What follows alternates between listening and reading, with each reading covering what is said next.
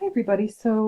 In this assignment, what we are doing is we are taking the basic shapes that we just created in the previous assignment, the rectangles and squares mostly, and seeing really how we can just turn them very easily into recognizable objects. And if there's one thing I want you to keep in mind in this class is that basic geometric objects are just one step away from being recognizable objects. Just with a few details or putting a few basic shapes together, suddenly you have a table or a sofa or a shelving unit, or something more complex. So in this class, we generally won't have to do a lot of rounded shapes. I think in week 4, I believe, we're going to work with circles or ellipses, but that's the level of circles or kind of curves that we're going to be doing, and curves and circles are always harder to draw than geometric, more geometric straight-lined shapes. That's a better way of saying it. So keep in mind, whenever you can, especially if you're new to perspective, stick with the really great straight line shapes, with 90-degree angles, like squares and cubes and rectangles. You can build amazing things with them. It's like Lego, like the Lego toy. And just focus on that. Even with sofas, make it a very modernist sofa with straight lines. I think you'll learn more in this class by doing that than attempting to do a lot of curves when you don't need to. So that's just one of my big tips, just for keeping the frustration level down in perspective, which is what we want. Okay, the second thing is, so what we're really doing here is we're taking these basic shapes and putting them into kind of like a room interior, and we're going to be doing a few interiors throughout the class. And one of the other big concepts that I'll maybe talk a little bit more in individual drawings is the idea of creating a footprint on the floor. Footprinting, I think, can be just throughout this class can be incredibly useful and helpful to creating a drawing for yourself. So we'll talk about what exactly that means, just to review that concept and why it's so helpful. Okay, we're going to get started with, just go in order of submissions. Okay, Panupong. So this is your room. So you've got a table, very nice. Again, that you illustrated here what I was talking about with creating simple objects from rectangles. Suddenly we just put a few rectangles together and we get this beautiful, elegant table. This looks good. So you've got everything placed on the floor. You've got this interesting, looks like a screen, like a, what do you call those, sliding door to outside. You've got a window. Those are one of the requirements, is a window or door, and you've added both, which is awesome. And that looks all very accurate. There's your VP. And then what you were doing, and we're only really going to be doing this in one assignment, is creating a floor plan. So this is your floor plan, and that looks good. Yeah, everything looks very accurate there. So when I say accurate, what I'm doing is for anybody, I'm looking at the floor, where the sofa sits on the floor plan. You can see here it's taking about 1.5 squares width, and then it's going back 1, 2, 3 squares in the back, and you can see that here, right? So it's going all the way 1.5 here and 1, 2, 3 squares this way. So that's where the floor plan can be really helpful.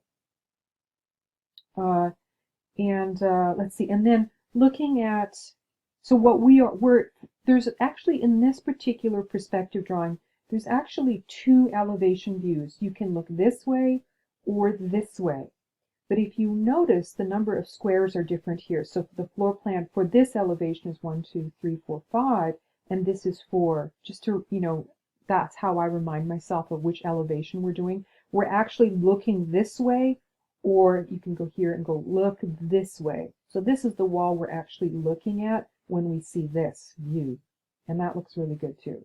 So I think you're right on track here.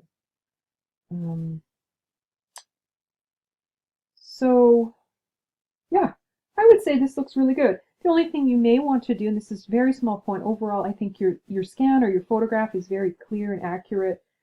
It's very in focus, and that's so important. And you could maybe, if you wanted to, just take it. I'm in Photoshop right now, and I'm going to just go up to the image menu, and you can do See, it's actually not really auto contrast. No, no, that's let me just I did this in the previous critique, but let me just show what I'm doing here. So within our learning activities area, it goes through the different steps you can take to adjust the color of your drawing, and it recommends, I think, using something called levels, which are, if you go to image, they're right in here. Levels are all really good. But I sometimes will just go and do one of these three usually one of these two, auto tone or auto contrast, because I find that can be a very good shortcut to fixing any color issues you have in your drawing. And so I just did that, and it actually didn't make any change really. I was sort of thinking that maybe the background could be lightened up a bit. So, if you want to, I think it looks okay the way it is, but if you want to go the extra step, you can go to levels and play around with the levels here to see if you can just maybe get the background looking a little bit whiter. Maybe. You don't want to lose your lines. Let's see how that is now. Well, I think I might have over-lightened it. You can see I've lost a little bit of the lines there, but you can see that maybe just a very subtle correction could help. Again, I don't think this is, overall, I think this is looking pretty good. Okay, nice job. Hey, Abigail. All right, well, you've got some good details in here. I like what you did here with your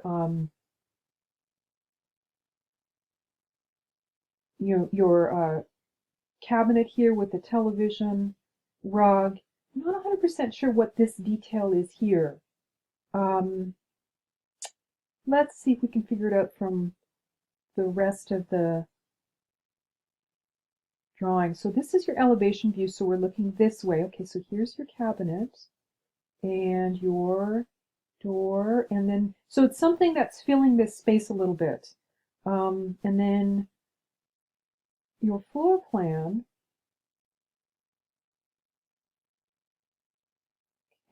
Okay, so it looks like things are maybe a little, so let's start with this guy right here. So this is where you have it on your floor plan, filling these two squares. Now that's nice because it's just a nice even in your squares, and then your table, your TV, I can see is on top. Now for this, so how we would draw it in here, let me see if I've got a good line here. Okay, yeah, maybe I'll make it a tiny bit smaller. So, okay, so it's filling these two squares here. This is where the squares would be in here. So let's just, this is where footprinting can really help, because we're going to just start with our shape right here. So this is actually where it's going to be placed. Okay, you can see that it's against the wall here. Now it's put, you had it somehow pushed up a little higher, so it's actually floating. So you start on the floor. That's the easiest way to do that. And then it looks like, looking at your elevation view, that it is, so the elevation view, so you just imagine that you're looking directly at this wall. So this piece would actually be somewhere starting down here. Okay, so this is the floor right here, and so it's going to go over, you have it two squares here, so it's going to go over two squares, and then wherever you want it to go. It looks like you have it about 1.5 high. So let's just do that. So this is actually going to be placed here. Okay. So here then we would go up 1.5. So this is where we would start with along the back wall. Actually just where you have it basically. And then we're going to go to the vanishing point here. Let's see, let me get that a little bit more accurate. Just go up a little high. Hold on just a second. Let me just redo these lines here. So go up 1.5 here. And then we're going to go across to the vanishing point. This is again along the wall.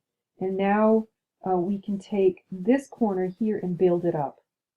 So we can start constructing where our lines are. And then we're going to go across. This would be a guideline. So that's where our placement is. So, what I'd probably recommend is actually practicing with the video a few times. And then, once you feel really comfortable with it, then create your own composition. So it looks like you want to go through here and align everything. It looks like some other things are out of place. For this guy right here, like I mentioned before, stick with just something really square, like a square element. Like put maybe a little bookcase here or another little kind of cabinet or something like that. Because you want, so what you're going to do with this one, again, working with the footprint, is you want to start by whatever, let's just make a little cabinet here. We'll just make it, maybe we'll make it fill one of these squares. So we're just going to go with the vanishing point here, start with the footprint right here, because it looks like yours didn't come up from the wall. And then once we have it placed, like so, now we can start building it up. So we can decide how high we want it to be. Let's just make it one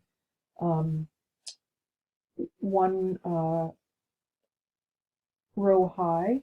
And then this is going to, so now we're building the back. So we're just going to pull it forward.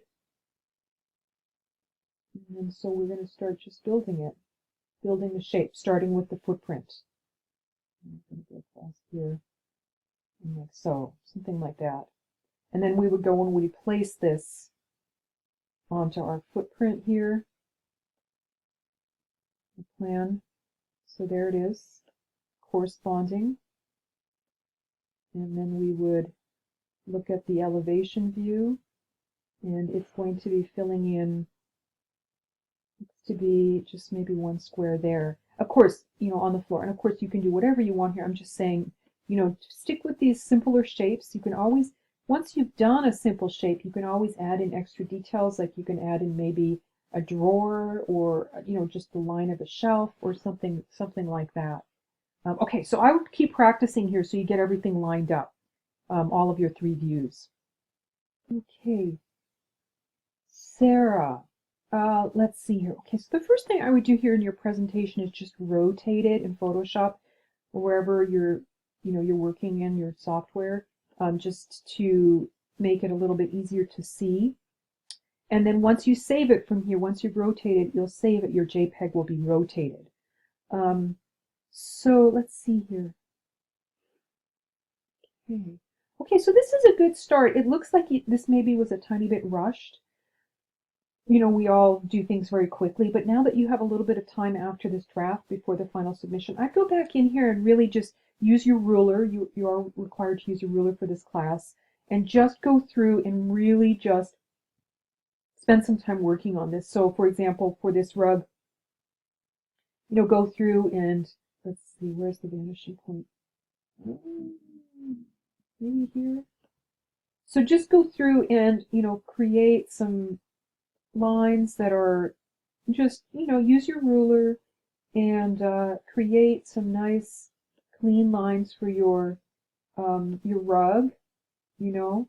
And if you want to create some lines to the vanishing point, use the vanishing point to create those lines just nice and even. You know, you can darken as you go, start with your guidelines. I love the idea of the grid. Just make it really nice and accurate. Work with a sharp pencil. You know, it looks like in general you've got things placed fairly accurately, but I would just go through again and just make sure. Let's just see here. Like this guy here, you want to make sure that you really show it coming into the room. Actually, it's very similar to what I just did with the previous drawing, with Abigail's drawing. You want to make sure to bring this into the room, create a nice, accurate, you know, lines. Let me just double check where is this vanishing point? Okay, so kind of like 1, 2.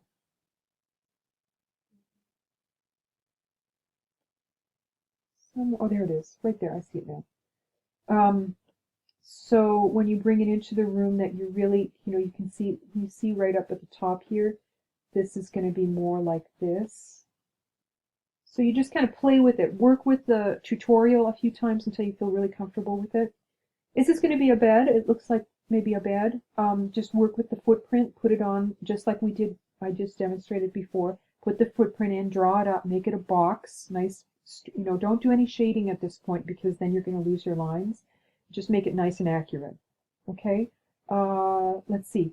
For this elevation view, just remember that this line here, is actually this line right here. This is the floor line. So you want to make sure this little cabinet you drew here is on the floor. So I don't know how far, it's hard for me to tell from your drawing how high it's going to be.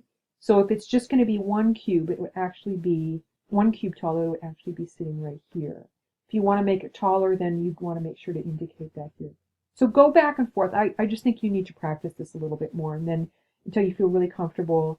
I personally, if I were working on this, I would print out like 10 of these and just go through them and just, allow yourself to make mistakes and just continue to practice the basic geometric forms until you feel super comfortable with it, and then do your finished one. Okay, Courtney, let's see here. Recreate my living room.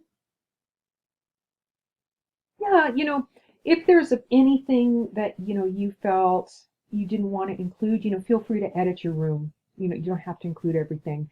The main thing is that you have some pieces of furniture and some walls, and I think what you've done a good job with that. So this is an interesting piece. I like how complicated it is in terms of, but yet it has created with basic forms, which is awesome. It looks like you're working, accurately with your vanishing point, which is awesome. That's one of the main things in this assignment, is just getting that in. Let's see. For your fireplace, let's see how it's relating. Okay, that looks good. Yeah. So this is going to be your fireplace right here, and then you have another little cabinet right there.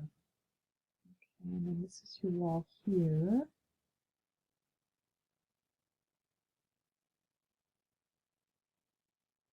Okay, that looks good. So technically, you would actually be seeing also the back of your, sofa right here, and this plant. Technically, we could sort of say that sometimes with elevation views, you actually make a cut. You kind of look like you sort of cut and you look in a certain view of it instead of like you sort of explode it. And I don't know if that's the right way of saying it. So it's fine if you left it like this, without having the other things in front of it. We'll just assume that that happened. And the reason why I'm saying it's okay in your case is because you've got so many elements that you're doing that it demonstrates your understanding of it, which is good.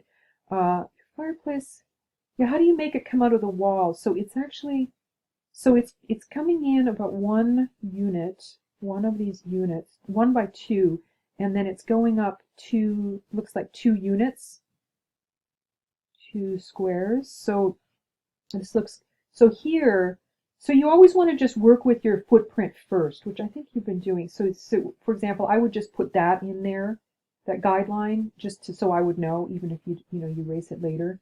And then let's pull up this side. So we're actually going to be looking at the side here of this fireplace, and so you're going up.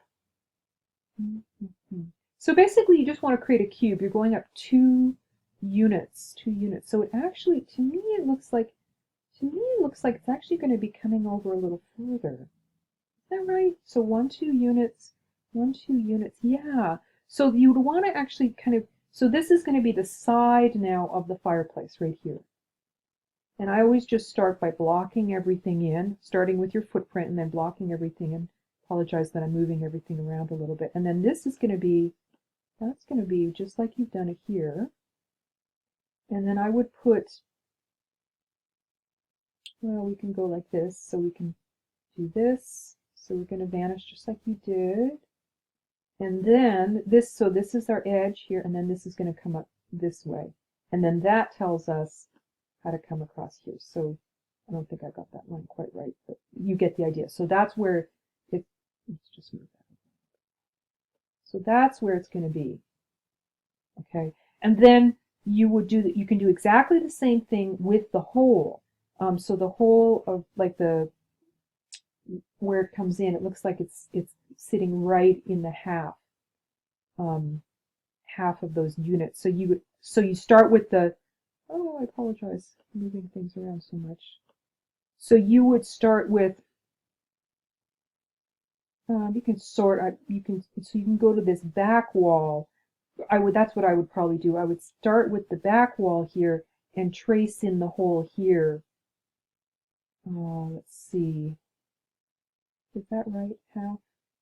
No. So I would start by creating a half, trying to go up about a half, just sort of eyeball it, and then building that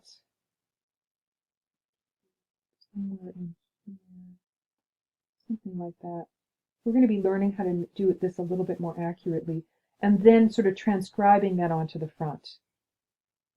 So I'm afraid if I did that now with the blue lines, it would get very complicated, but you'd sort of do the same thing at the front and then connect those lines. So you'd start by just inscribing the rectangle there. If that's a little too complicated, feel free to just delete that, the whole, and just work with the basic cubes. That's fine with me. Okay, I think that's the main thing that you needed to work with. I think this looks pretty good here.